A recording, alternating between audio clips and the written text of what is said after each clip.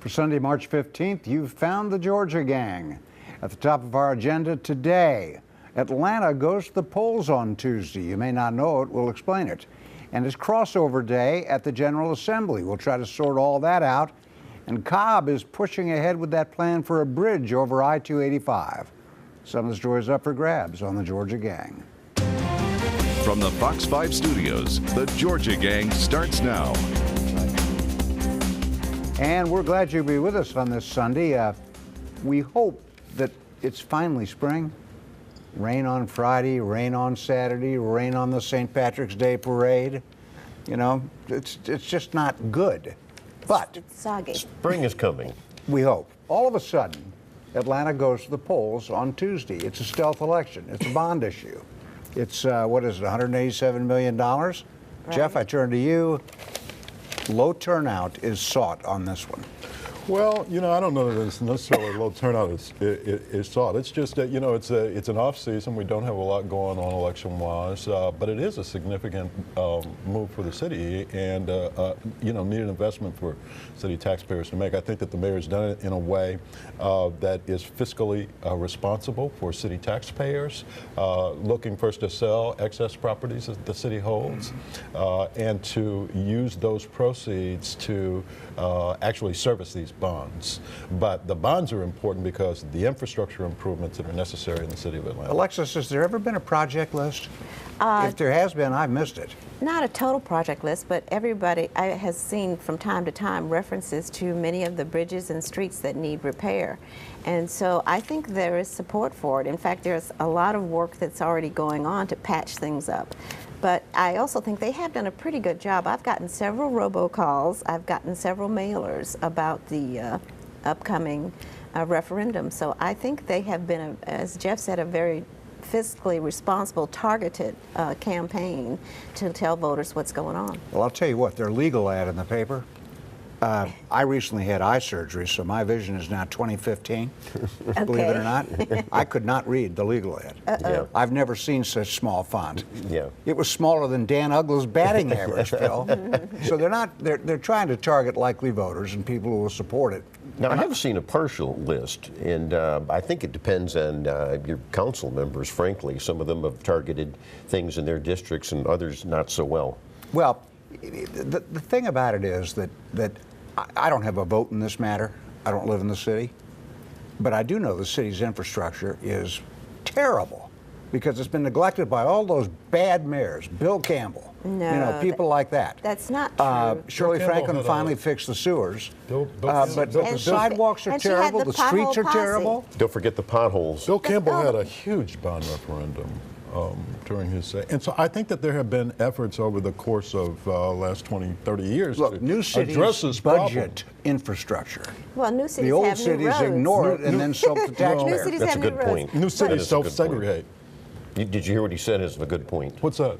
That new cities are budgeting for infrastructure. This city never did the job. Yeah, exactly right. I mean, you know, they go out and they get the $100,000 income folks, and they can self-budget, right? No, because they're but, self-segregated. Phil lives in Sandy Springs, where I think virtually every street Right. has been know what repaid they do? since it became a That's city. that's what exactly they do. right. Yeah, they cherry pick exactly right. residents Well- and business and commercial areas. We had plans. Atlanta never did. Well, listen. how much is the tax increase? It is true that historically Atlanta has not done that because when Mayor Shirley Franklin came in, she noted that there hadn't been anything really done since Hartsville, and so that was like 40 years. Well, she bit the bullet, no question. She tried. did. She tried. On the sewage and water And issue, she yes. had the pothole posse too. And when people called in, or she had, you know, people scouting around the city, they did some repairs. how- But it's still, it's like millions of dollars in repairing some of the bridges. Yeah, I mean, and you got, what, 5 million people using a system that only 500,000 are actually paying for, right? Like right now, we're in the city of Atlanta. How many of That's us right. actually live in the city of Atlanta? Maybe Alexis. And this is this is every Right. single day in the city of Atlanta using the roads and bridges in the city, then complaining that they're bad. All right, now Well, most folks who use those roads and bridges don't pay for them. How much is the tax increase on this deal for the taxpayers of Atlanta?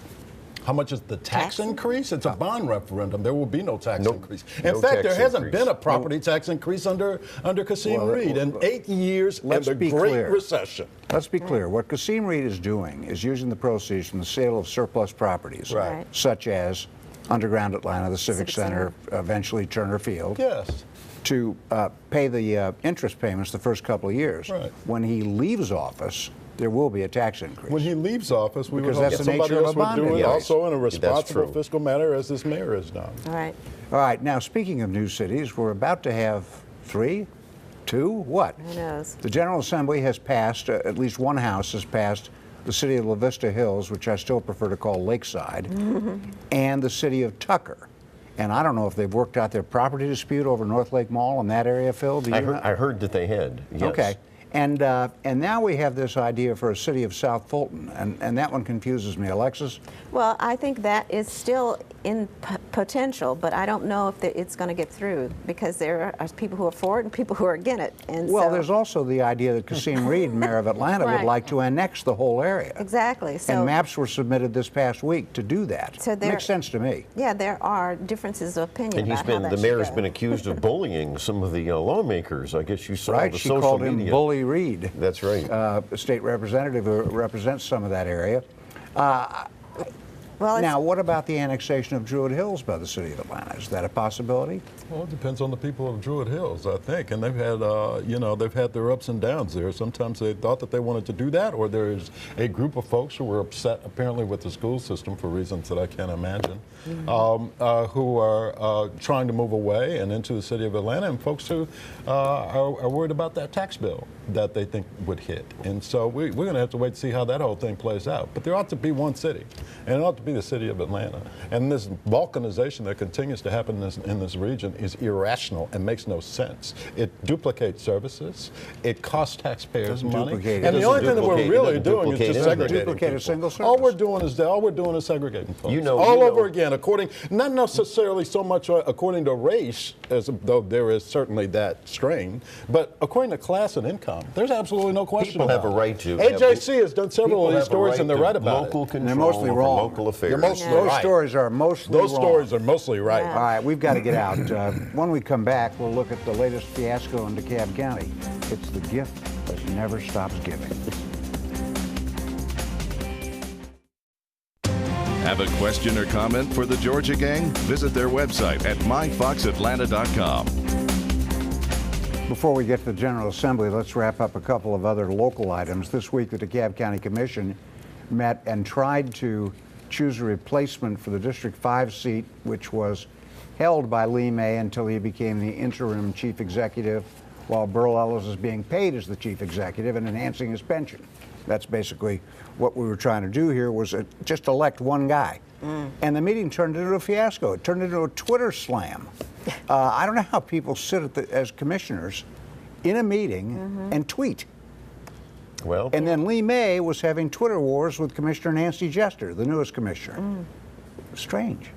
well, It they is can't get strange. their act together. How long has it been, Jeff? For months now. Well, first of all, I don't think that they ought to be doing the social media thing when they're in a public meeting. I agree with you there. You just shouldn't do it. And we've seen this before. And Nancy Jester did it when she was on the school board. And it just shouldn't happen. If you want to communicate with your constituents at another time. They should be focused on what you're doing right there on the dais. That's number one. Number two, this is just, it's reprehensible that these 6 people can't get it together, one way or another, to resolve this issue. And it's reprehensible that closest you they got- did again. And today is my race day. I'm going to focus on that because it permeates everything we're going to talk about anyway.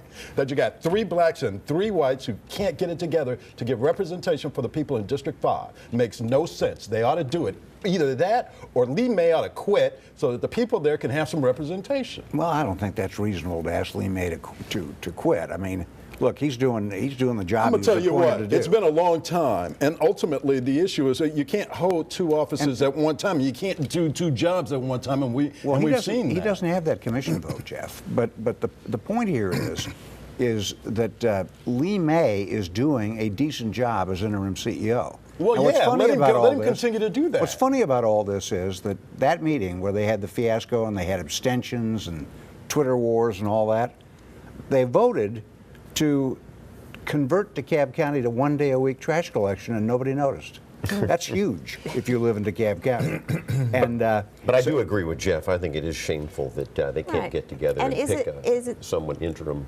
And Lee May can't be the CEO and resign his commission district seat? Yes, he most certainly can, so that you could get somebody in Yeah, there. but- yeah, but- the governor could then appoint. Of course he could. No, yes, he could. He could resign that seat. He could have months ago, and the governor can then appoint. And you know, I understand the issue, and that is if the CEO comes back.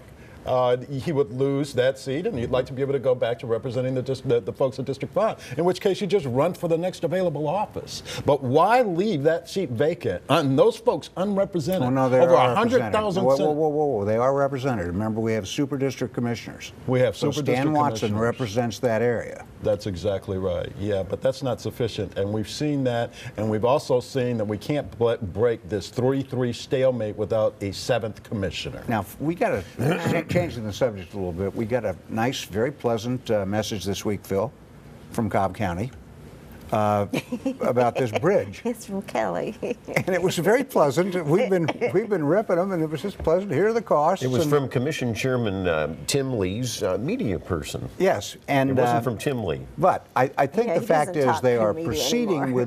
with the plans for the bridge, still with no real idea of who's going to pay for it. Aren't I right on that? Well, this is the bridge that's supposed to be over at the Galleria complex there in Cobb County, and it's supposed to span over the interstate into where the 12 Braves- lanes. And you know, they say it's from $6 to $9 million. I've never seen a bridge that would come in at that cost. Have you?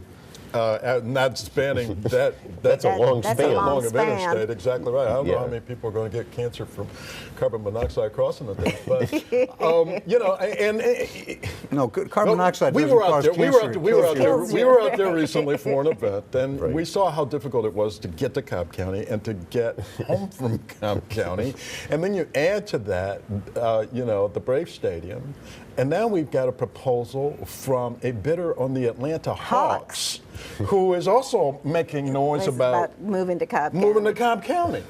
Do you think No, I that's think- serious? You got no I transit think that's in Cobb bogus. County. Jeff, I think that's That was- totally Well, bogus. let's just say this: whoever the proposer is who wants to move to Cobb County, let's kill that deal. When I saw your email, I thought you were joking. Get some homegrown. I thought you were folks. joking. It was in ESPN. I know it. Yeah, And Marietta and then Daily the Journal. Marietta Daily Journal. I know it. Yeah, but that, you know, We'll wait and see. can on you that. imagine with this broadcast what we could do in the rumor wars if we just decided to say, oh, what, the Hawks are going to Cobb County? Come on, they're not going to Cobb County. They got an arena. Well, I mean, it's not as if it hasn't been reported. It was reported. Well, so we just want to kill that deal. Well, simply put, you don't know what the new owners are thinking, and you don't know who the new owners are We yet. don't know That's who right. the new owners are. Exactly. All right, We just let's want turn to them the to think. But legislature. if we have if they have a proposal to go to Cobb, we know we don't want those new owners. Okay, well, and the new owners would be crazy if that were their idea. Yes, like the Braves. We know how that worked out for your Detroit Pistons. The legislature it catches us, the Georgia gang, in an awkward time. We tape on Friday. Friday was crossover day. That's the day that bills pretty much are dead if they haven't passed One chamber. one chamber. And we know some of the bills, the transportation bill, the big one, has passed the House but has not passed the Senate. Won't be considered until next week. We think on Friday that the Senate was going to pass a medical marijuana bill, cannabis oil. We don't know, though, do we? Well, the session will go to midnight on Friday, so it's a big day.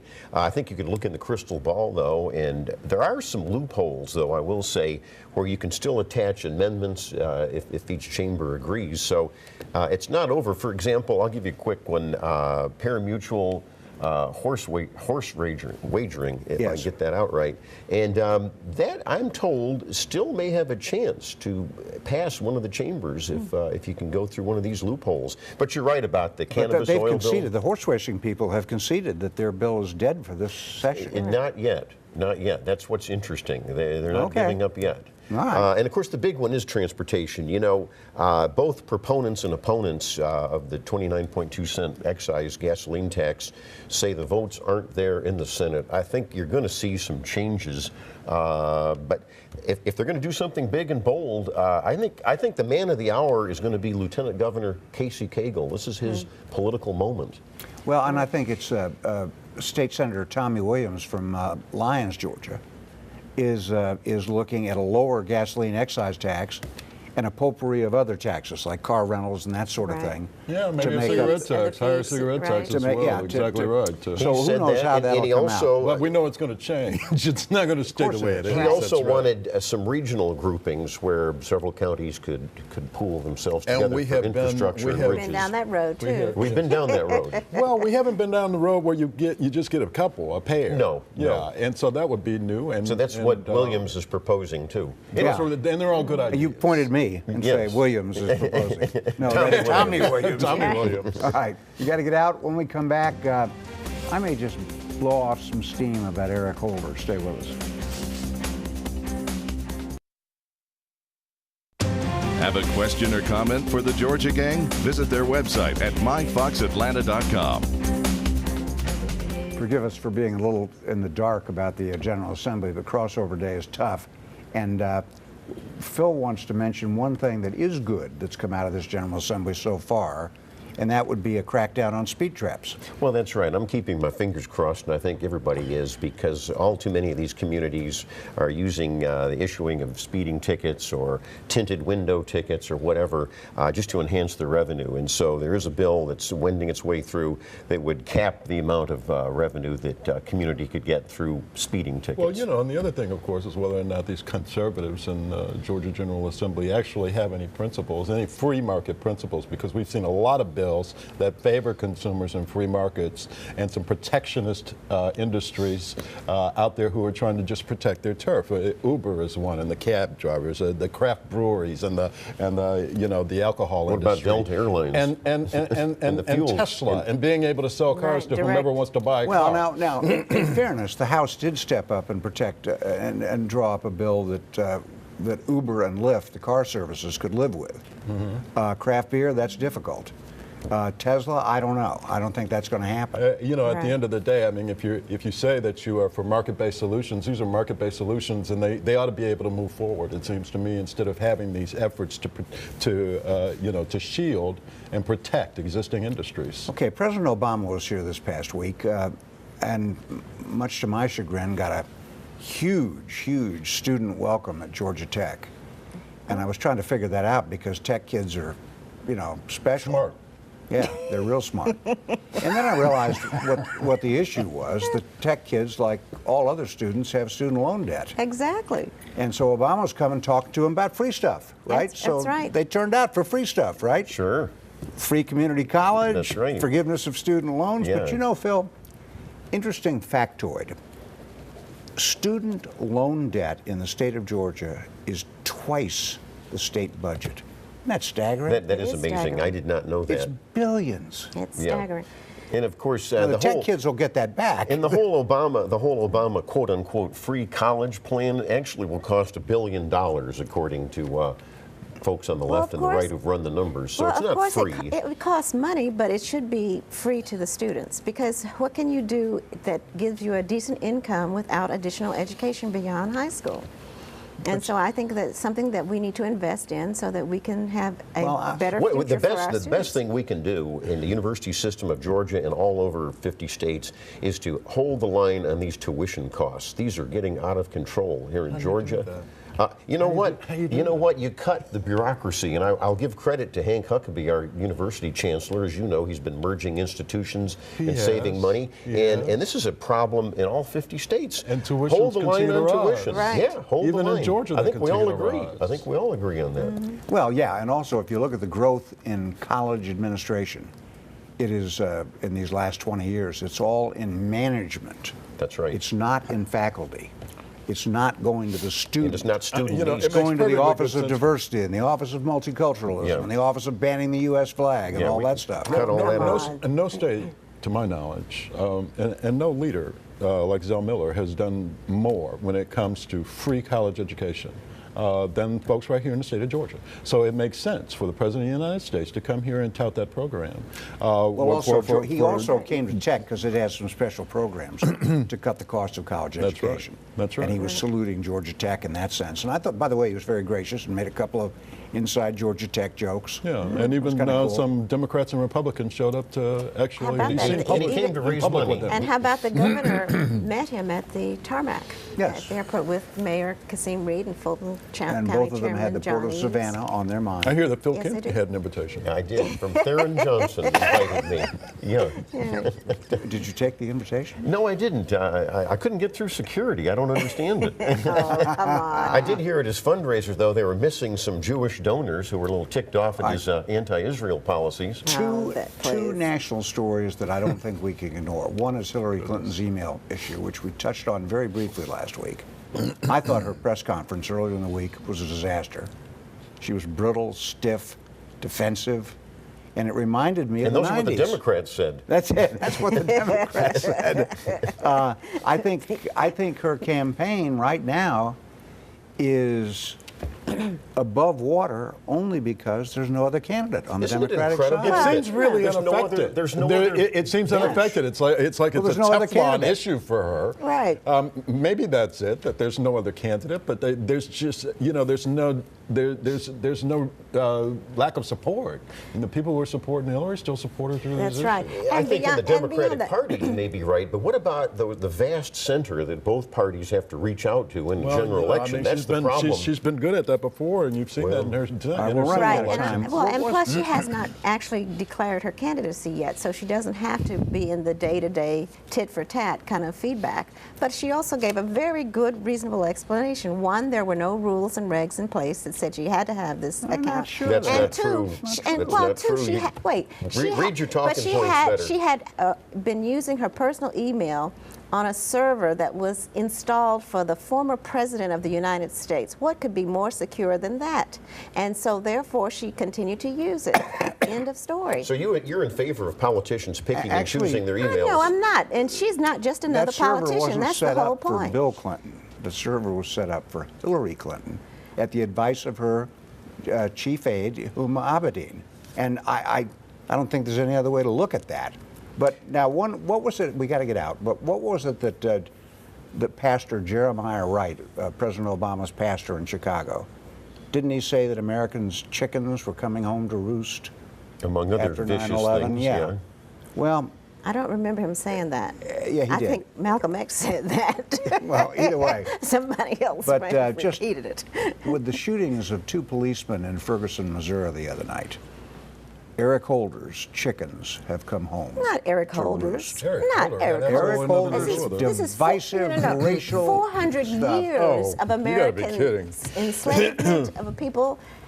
So that's Jim okay. Crow, It's okay. peonage, It's okay to and riot and burn them. discrimination. It's No, okay to it's shoot people not. down in the middle of the street. Are you talking we wouldn't about have the an issue in two Ferguson policemen? if they weren't Come shooting on. people down in the middle of the street, Philip. Two cops It's were just shot. that simple. Yeah, 2 cops were shot. And Eric Holder said it was a cowardly act, which it was. And so was it to shoot down that kid in the middle of the street, unarmed. No, He was that not. And we kid- wouldn't be not. having We this gotta get issue out. with Ferguson with people on guard. They weren't even Ferguson police You don't officers. attack police officers. I wouldn't advise We it. wouldn't have them on guard if we wouldn't have that And issue in the the gentle first place. giant went for the officer's gun, and at no point had his hands up and said, The general "Don't shoot." giant, the officer had his gun out already. By the way, we ought to take a moment to reflect on that Fulton County deputy sheriff Yes, that was ambushed and Terrence killed. Green, Absolutely. And that's Absolutely. condolences to his family. And the Absolutely. funeral was That's right. Saturday, and it was a big one. All right, Yes. when we come back, winners and losers.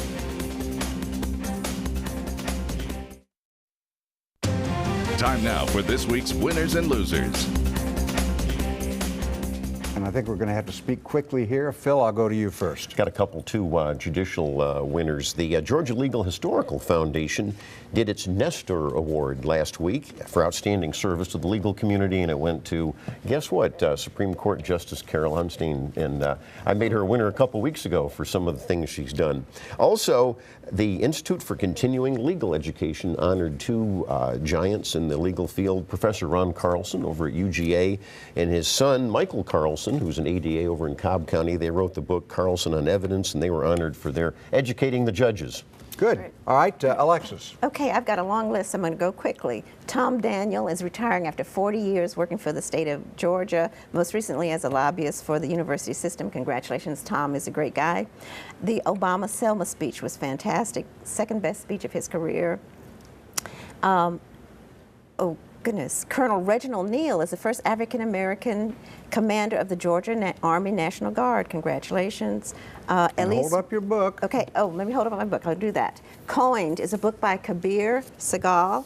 It's a story of the history of money and how it has influenced us. It's a fascinating read. He's a local Atlanta guy, and I'm excited about his book, so everybody should go get it. Sonora Clayton has a new documentary about her life and her contributions. Elizabeth Witt, did I say that? And Gashan Haji, physicians, were named 2015 AIB Allen Award winners. Jeff, you get one sentence. Okay. I got Claude Sitton is the winner. He was a New York Times reporter who covered the civil rights movement. My losers are 47 senators in an act of brazen treason. Go ahead. No. Treason. You're calling Johnny Isakson and David Treason Perdue is what it treasonous? was. All right, we've got to get out. Happy St. Patrick's Day. The parade Saturday was wet but fun, and we had the Irish Prime Minister here, and Kennedy. So we'll see you next week on the Georgia Gang. The opinions expressed in this broadcast are those of the panelists appearing in this program